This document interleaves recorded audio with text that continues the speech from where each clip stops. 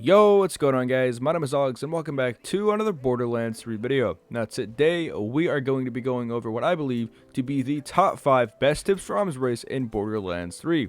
If you guys don't know what arms race is, it is a brand new game mode that just released yesterday. In this new mode, you'll have to find loot scattered around the map and try to take on a boss at the very end without dying. This mode closely resembles a battle royale type, and I will leave a link down in the description if you'd like to check it out. But without further ado, let's go and jump straight into the video. Alright, so coming in at number 5 is going to be to get your bearings straight. What I mean by this is to simply know where you're going. When you drop in, you are going to be next to a white chest, so go ahead and grab that loot and open up your map. It's important to mark where you are heading and to be aware of where the murder cane is. If there's something out of the main circle and the murder cane is moving, it would be a good idea not to go out there, but if you think you have enough time, you can make that decision to take the risk. Once you have something marked, start heading that direction and be aware of your surroundings. On the way, it is very likely you run into some enemies guarding a white chest or a red chest, and you might want to pick that up. Next up, coming in at number 4, is going to be prioritizing loot rooms. This is especially helpful for getting those brand new legendaries, as well as just getting some more general loot that can help you along the way. On the map, loot room icons will look like a chest, and you might see some closer together. These are great to go for, but make sure you have some gear to take on the enemies guarding it, as some will have a bigger challenge than others.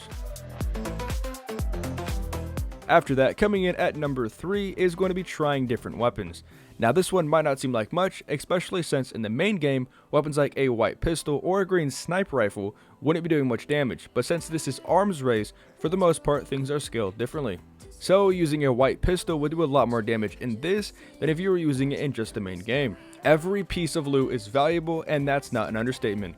Of course, you want to be using legendaries and things of higher quality, but a majority of the time you might not find anything like this, so trying out different weapons is going to be your best option. Next up, coming in at number 2, is going to be using elemental weapons. In my experience playing this mode, elemental weapons are great and do a lot more damage than non-elemental weapons. Along with trying out different weapons, experiment with different elements. Some enemies take more damage to one over the other and will end up saving you some time, which is well worth it. Now, I have to pay respects and give an honorable mention, especially since I never do them, and this one is great. This honorable mention is going to grenades, another piece of gear that most people might not think about using, but since this is scaled differently, grenades do a lot more damage than normal. Even if you don't actually have a grenade mod equipped, your base grenade will still do good damage and is definitely worth using.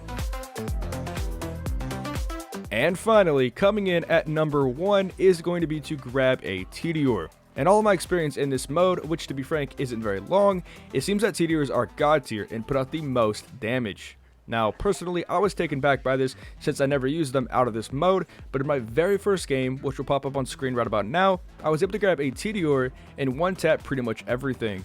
Now, the bullets do decent damage, but to get the absolute most out of this, it's going to be to chuck it. The explosion the weapon makes is big enough to affect a small radius of enemies, and great enough to, if not one-tap, two-tap everything within. So I definitely recommend grabbing a Tediore if you see one. And that's going to do it for this video, guys. Thank you so much for watching. I really do appreciate it. If you enjoyed, be sure to smash that like button because it really helps me out a lot. And hit that subscribe button if you want to see more videos like this coming each and every day. I hope you all have a fantastic day, and I will see you in the next one. Peace.